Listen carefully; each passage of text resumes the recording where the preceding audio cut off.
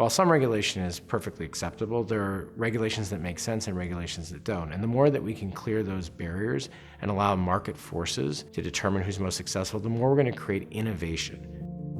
My name is Jason Schmitt. I'm the Chief Executive Officer of Old Time Pottery. We are a private equity-owned home decor retailer based in Murfreesboro, Tennessee. Before this, I was at Walmart, and I was at Amazon and Gap, so I was at a bunch of big corporations, all of which were great and super values-oriented places. And we've made sure that we brought those values into Old Time Pottery. We fundamentally are a family-owned company. Jack Peterson started the company in 1986. He ran a store in Myrtle Beach, South Carolina, and decided to move to Tennessee and start a little company.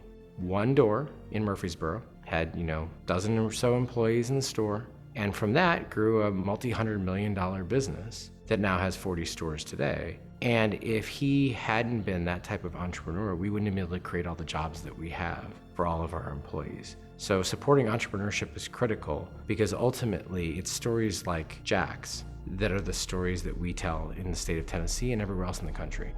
In general, corporate taxation we've done a great job on. However, there are certain taxes that we tax from a business perspective that are really challenging. So if I think about moving up the supply chain, we obviously import a lot of goods from China and other Asian countries, and we resell them in the US. The problem with that is, as we go up the distribution chain, we get taxed multiple times along the spectrum, as would any of our competitors.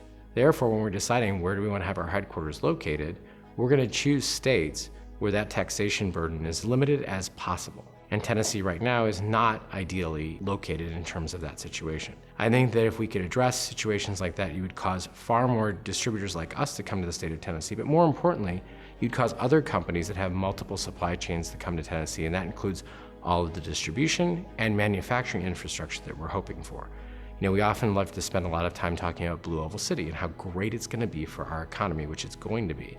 But ultimately, if I'm Ford Motor Company, I have multiple steps along my supply chain that I have to worry about. And now I'm going to get taxed at every single one of those junctures. So I think it would certainly help us, whether you're a Ford Motor Company, whether you're an Old Time Pottery, or whether you're a mom and pop organization that's doing manufacturing, to have less of a burden from a taxation perspective.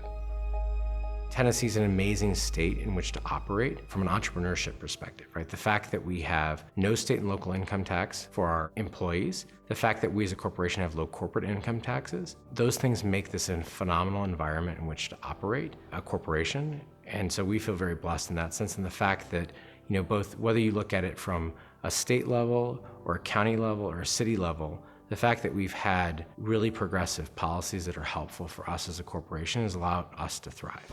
All we have to do is look across the country and think about all the states that we know that were once beacons of opportunity that are no longer. If we end up creating too many regulations, we put ourselves into a quasi-police state, which then throttles innovation and causes people who are truly innovative entrepreneurs to decide that it's just too much for them. And they can innovate in any of the other 49 states of this union and find a more welcoming climate if that's where they want to go. And ultimately, we want to say to business, come here.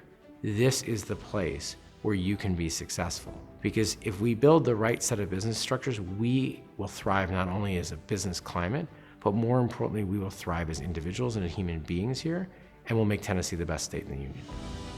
Huge reason why I joined the Beacon Entrepreneurship and Innovation Council was to really think through how do we create the next generation of entrepreneurs. And I was really impressed with the work that Beacon's done to reduce barriers for particularly smaller entrepreneurs. So things like altering the licensure requirements has really helped unlock opportunities for individuals who have one shop or have a couple employees. I wanted to try to figure out, and I thought it was really important for us as a council, to solve the question of how do we build scale and really help entrepreneurs grow in a way that's accessible for everybody.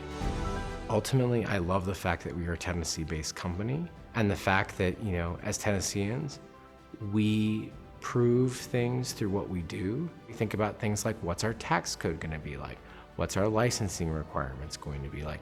True innovation, not just Me Too innovation, but really pushing the envelope, because we're rewarding those entrepreneurs by saying, if you push the envelope and if you're successful, we're going to support you and we're going to provide a climate where you can truly thrive.